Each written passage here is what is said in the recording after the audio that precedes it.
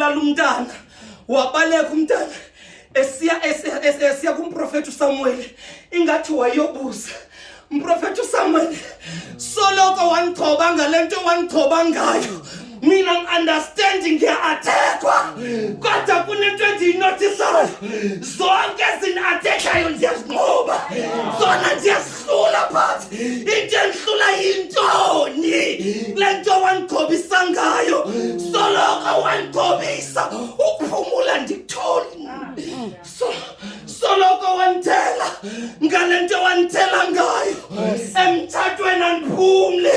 bengizobuza intoni lento wangigobisa ngayo Nkosi yami. wena ungekangitheli ngalento ngithele ngayo bendi-right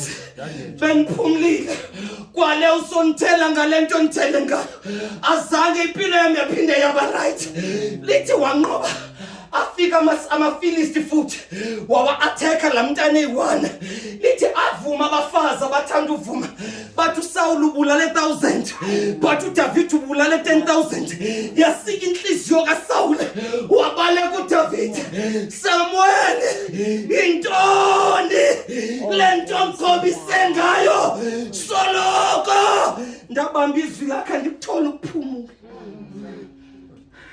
Ugcobo. Ngiyoyika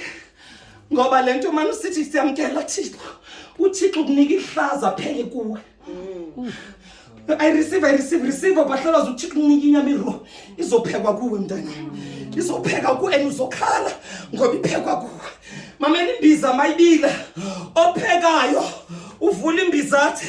athi imbiza ngexesha sithi Jehova ungcwele athi uThixo ndingcwele but ibe ngaphakathi ayikavuthwa kufaka inkuni Ngathi kangaka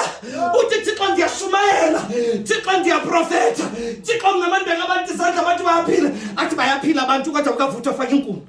soloko wangithoba ngalento wangithoba ngayo andikuthola ukuphumula ndibethwa ngenzalwa nabo ndijikelwa ngulonda ngithathe naye kanti intoni lo wangigcobisa ngayo umuntu uthi ndihlangane noRebecca after seyivumile uba maseyivumile uba lona ewe ndiyavuma ngowami ndihamba naye ndidibane naye sendibana naye kuve ku chapter 25 uRebecca eceliwe ethandazelwe siseyaliwe uRebecca mamela ntombi mstadisha uSathane wakho into yako omnye